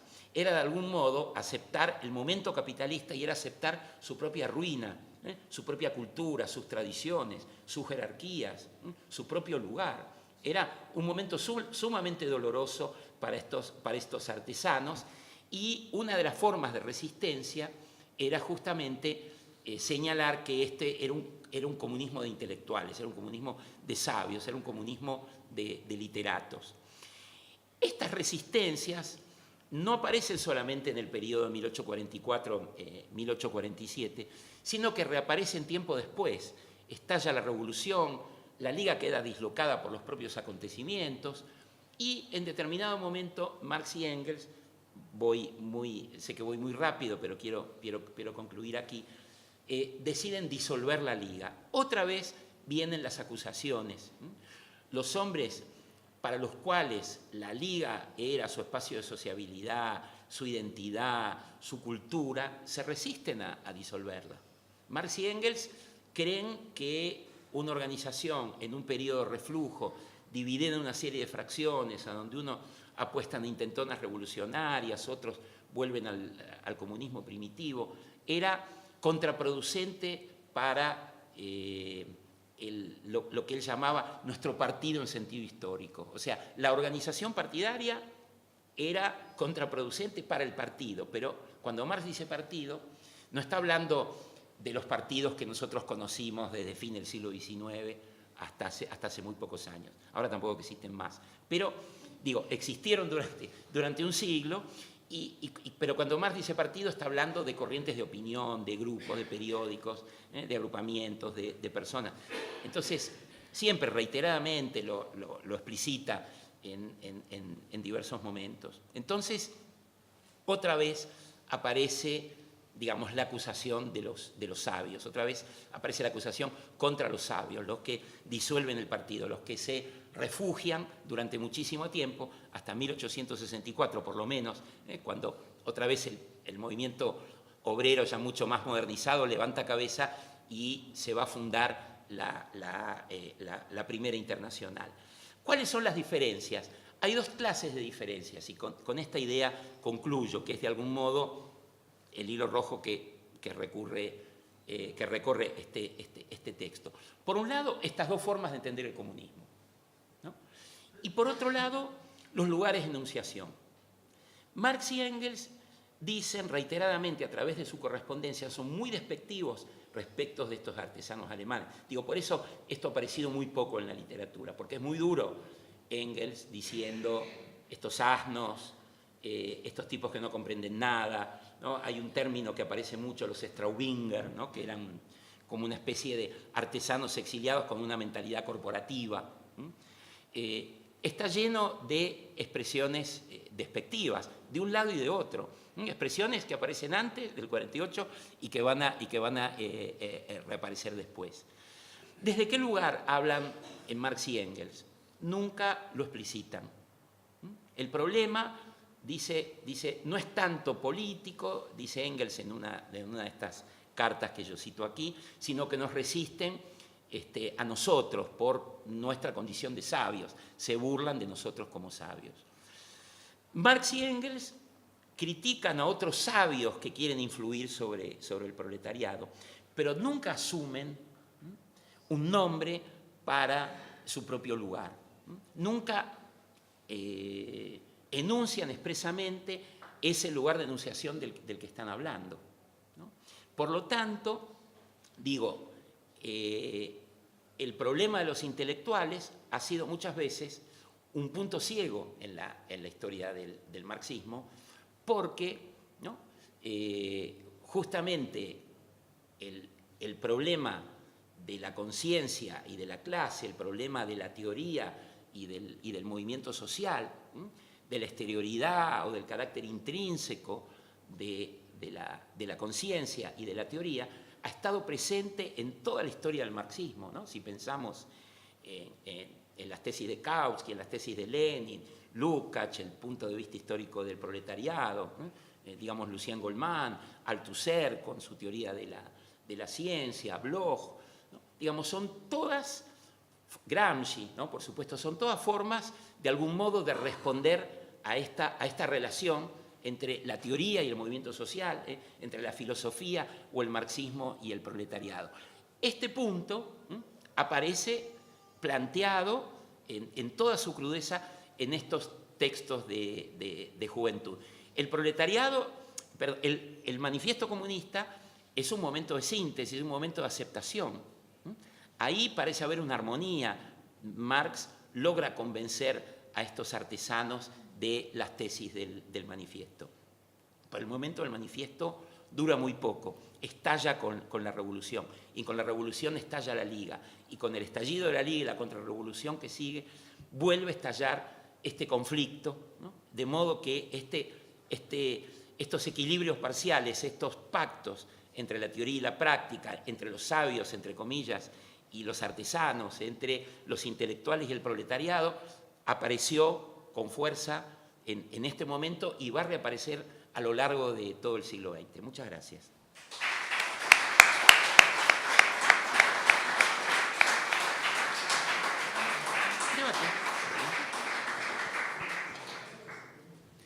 Bueno, ahora tenemos unos minutos para el debate. El que quiera hacerle una pregunta a Horacio o plantear alguna cuestión.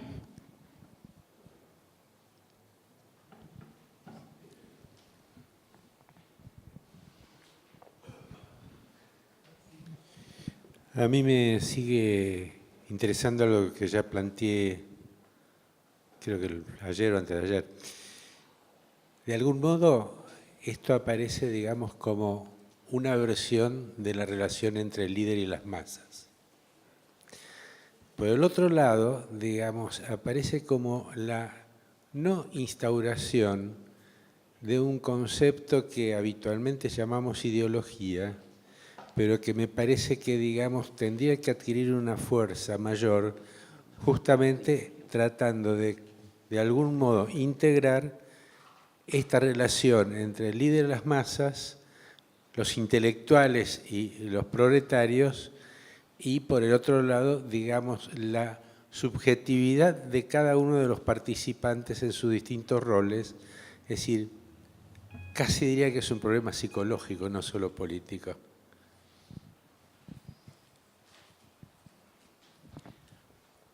¿Otras preguntas, intervenciones?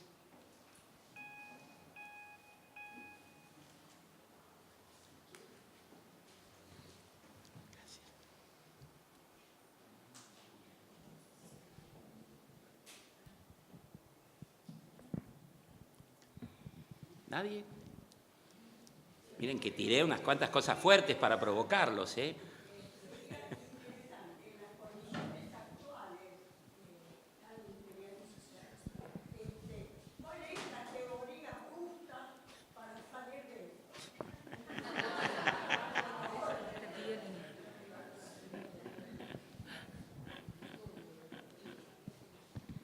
Insistí. ¿Nadie más se anima?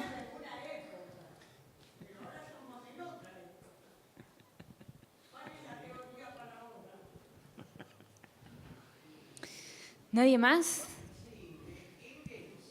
Conocía bastante, ellos sabían, los comunistas, los artesanos. Les constaba que Engels conocía bastante bien. No porque tuviera mucha gana, pero la familia lo había mandado a patadas a la fábrica.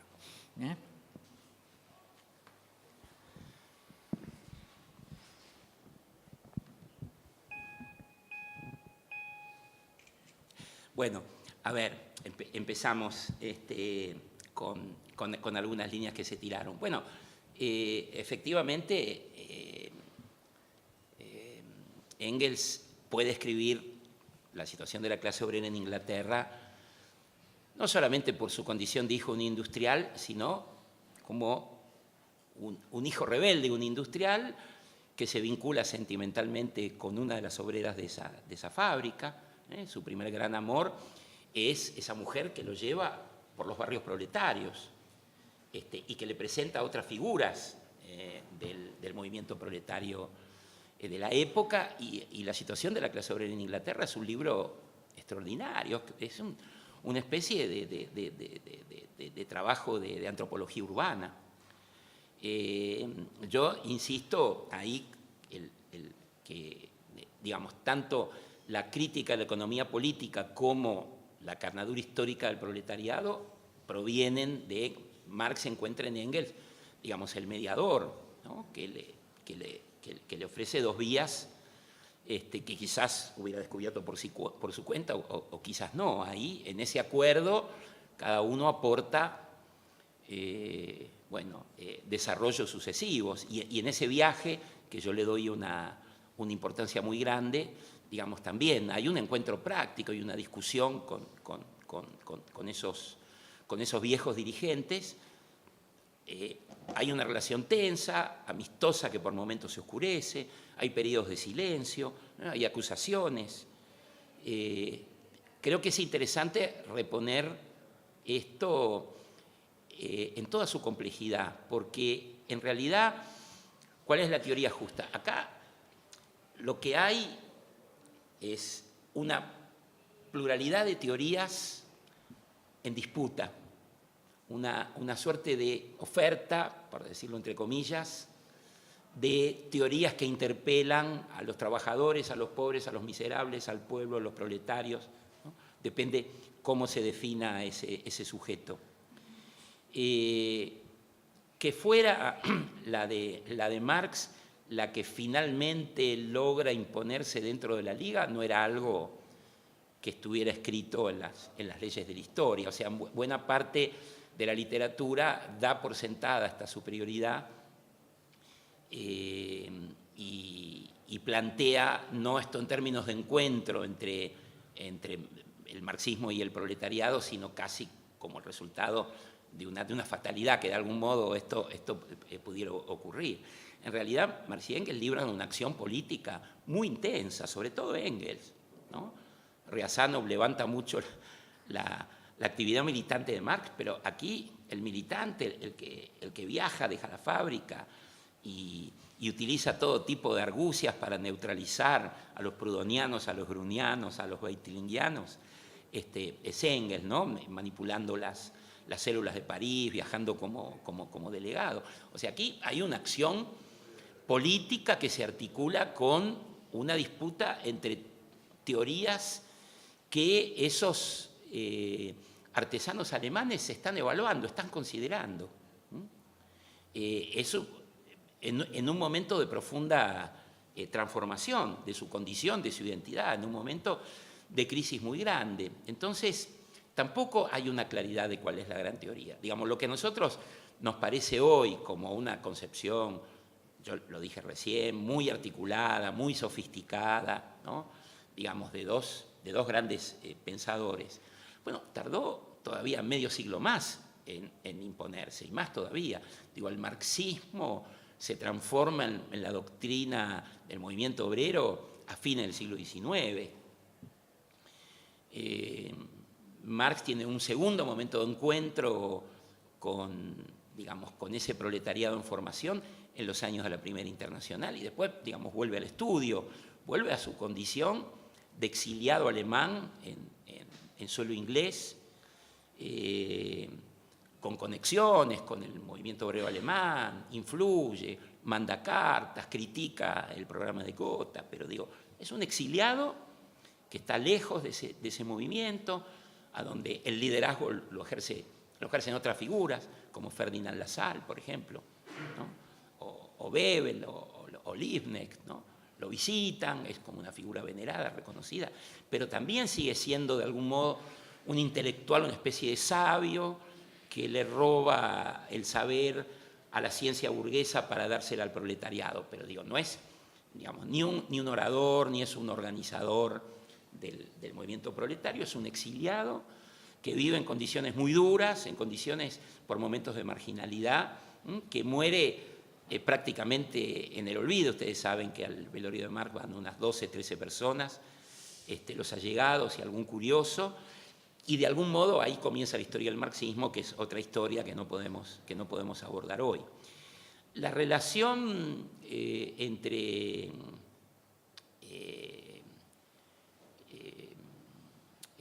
digamos, bueno, el líder y las masas sería un modo, ¿no? Un modo argentino de traducir lo que yo dije. Yo traté de evitar el peronismo, pero sale. No. Pero digamos, sí, a ver, son todas formulaciones que justamente, a ver, lo que pasa, a diferencia de la doctrina de la conducción política, a donde que haya un líder conductor está naturalizado, acá es un problema. Acá es un problema porque Marx postula una teoría de la autoemancipación del proletariado. Entonces, ¿a dónde está el lugar del productor de teoría? ¿Dentro, fuera, es proletario, no es proletario? ¿Es el partido, es la conciencia portada desde afuera? La historia del marxismo y de todos los movimientos políticos, de algún modo, es la historia de este problema que no está resuelto en Marx, que aparece como tensión, como problema, como cuestión irresuelto. Lo que vos decís en términos de las subjetividades, yo lo comparto. Efectivamente, las tensiones tienen que ver con los lugares de enunciación, con las formas de autorización, con el modo en el que están vestidos, que están vinculados, y cómo no iban a sospechar, ¿no? del hijo de un industrial. Al mismo tiempo, esto es más común, hay toda una cantidad de industriales que hacen experimentos utopistas comunistas. Digo, no es absolutamente excepcional lo de Engels, pero el modo que tienen los artesanos de defenderse frente a ese pensamiento que les hablaba de su propia ruina es esa afirmación identitaria y corporativa, ¿no? Digamos, esto después se va a plantear de diversos modos a lo largo, a fines del siglo XIX, en el siglo XX, No traigo aquí la discusión sobre la comuna rural rusa, las cavilaciones de Marx en su respuesta a Vera Zasulich, ¿no? Pero, digamos, en principio en este Marx, no voy al viejo Marx, en este Marx, el comunismo no era el reparto igualitario, no era la vuelta atrás en la rueda de la historia. Eso, para él, era la antítesis dogmática de la propiedad privada. No superaba, sino que iba para atrás. Esto era el pilar de la concepción materialista de la historia, ¿no? Después hay toda una serie de discusiones. Entonces, efectivamente, esto es un problema, y un problema que se hace mucho más agudo cuando la teoría habla de autoemancipación, mucho más que en el peronismo, donde el liderazgo, la jefatura está aceptada, está naturalizada, está teorizada, está reconocida, ¿no? Hay una frase que yo la verdad no la conocía, que usted acaba de mencionar, sobre Marx, y que me parece actual, cada uno la tomará como más le guste, pero ese concepto de revolución, pobres y mierda, ¿podría explicar un poquito más a dónde va? Sí. La idea es esta, la idea es que si fuera posible volver atrás la rueda de la historia y hacer un reparto igualitario, en condiciones de escasez, ¿no? Dice el Marx de la ideología alemana, en condiciones de escasez, se volvería a generar una concentración de la propiedad, se volvería a la división del trabajo, se volvería al desarrollo mercantil del simple, cada vez más complejo, se volvería al capitalismo, y toda la misma mierda, o sea, otra vez esa división alienante del trabajo, la concentración de la propiedad de los medios de producción, la exclusión, el sometimiento y la exclusión de los trabajadores, se volverían a producir, porque la condición para que la fórmula de cada uno según sus necesidades y a cada uno según sus necesidades y cada uno según su capacidad, solo es posible en términos de un desarrollo que solamente podía ofrecer el capitalismo moderno, que la vuelta a ese comunismo primitivo no preveía. O sea, si se pudiera volver a esa situación,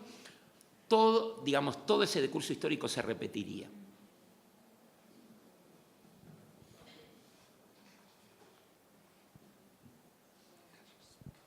¿Alguien más?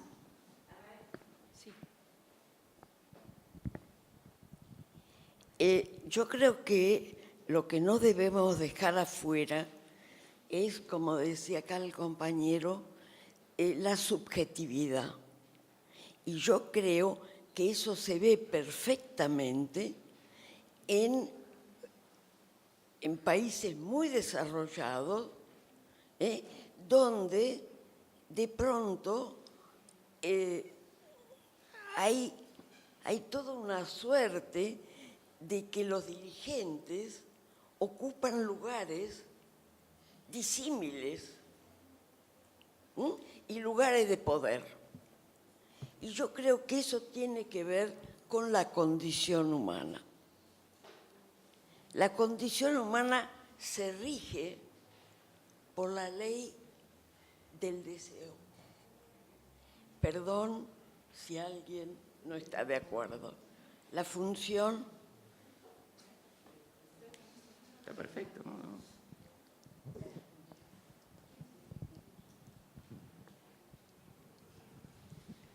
Perdón, yo no estuve durante toda la conferencia, pero sí vi el término.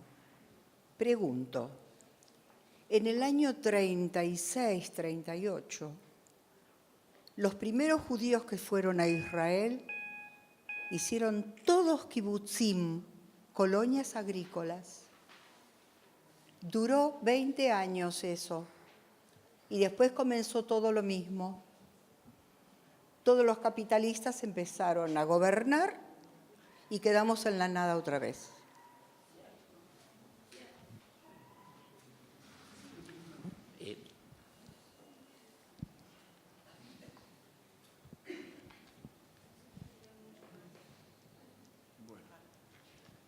Sí, es una pregunta muy simple. Publicado el manifiesto del 48, ¿hubo respuestas abiertas contra el manifiesto o no? ¿O la polémica siguió? Uno tiene la idea que se publicó el manifiesto y casi comenzó una historia desde cero, digamos, y sospecho que hubo una polémica en contra de ese manifiesto, ¿no?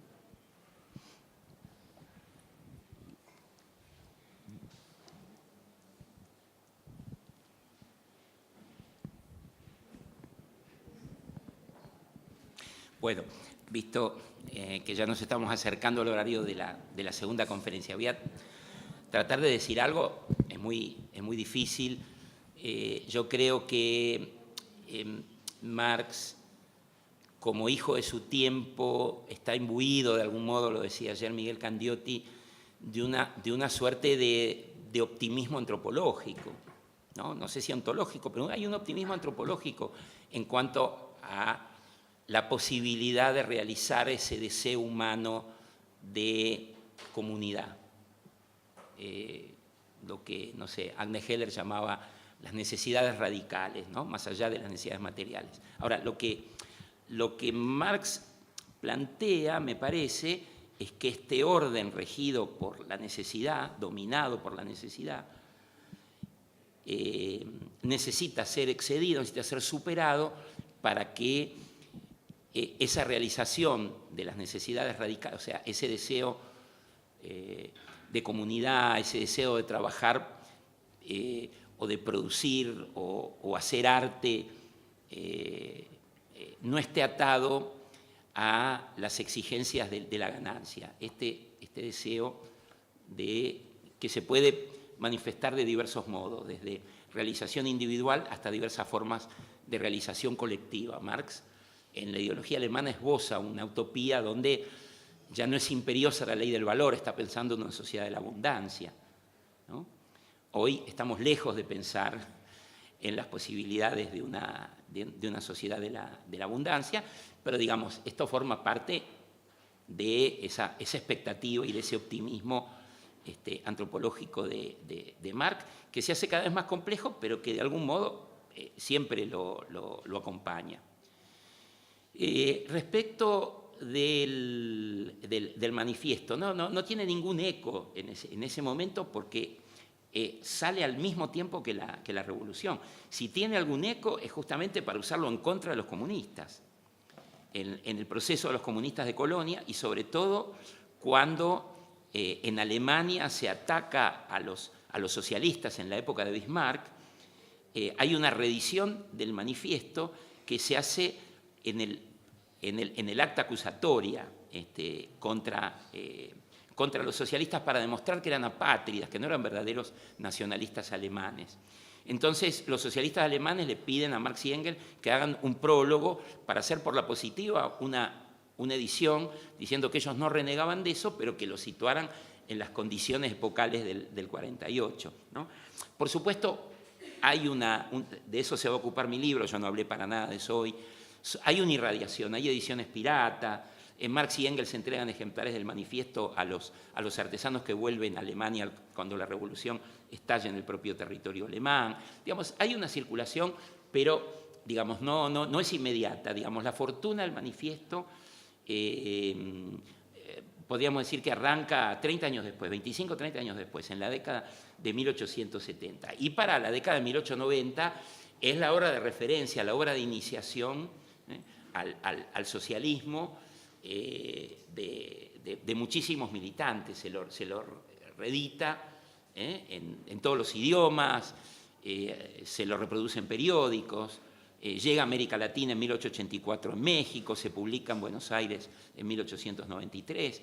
La historia de su difusión y de su recepción es apasionante, ¿no? Entonces, pero digo, los propios Marx y Engels reconocen que de algún modo se olvidaron. El manifiesto era un texto de batalla, a nosotros nos parece un texto extraordinario, bellísimamente escrito, de una potencia extraordinaria, pero bueno, ellos se entregaron a otras tareas. En esos momentos inmediatamente posteriores al reflujo de la revolución, no están pensando otra vez en el lanzamiento de un movimiento comunista. Están estudiando, están en una situación de repliegue. De algún modo hay una demanda exterior, les piden ejemplares del manifiesto, les piden nuevos prólogos, se traduce a otros idiomas, ¿no? Otra historia.